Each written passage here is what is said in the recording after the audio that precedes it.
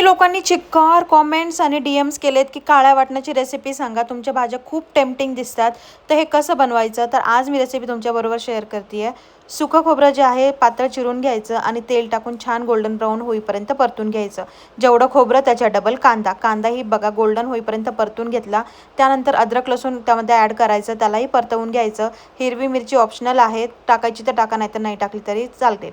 आणि ते परतून झाल्यानंतर मग धने 2 चम्मच घेतलेले आहेत. जेवढे धने तेवढीच मी हरभऱ्याची डाळ घेतलेली आहे. तीळ, खसखस असेल तर खसखस टाका आणि थोडेसे जिरे.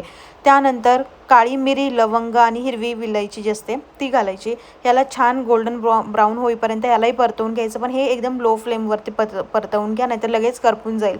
आता हे छान थंड होऊ द्यायचं.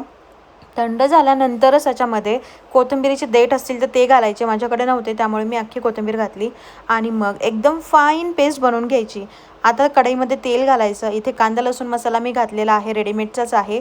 गोडा मसाला घातला, लाल तिखट, हळद आणि त्यानंतर जे वाटण बनवलेलं आहे ते वाटण यात घालायचं.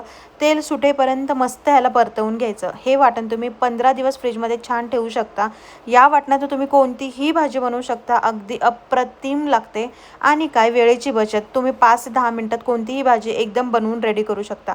बरं, फ्रीजमध्ये ठेवताना एअरटाईट कंटेनरमध्येच ठेवा. वापरून झाल्यानंतर लगेच फ्रीजमध्ये ठेवा, म्हणजे ते खराब होणार नाही.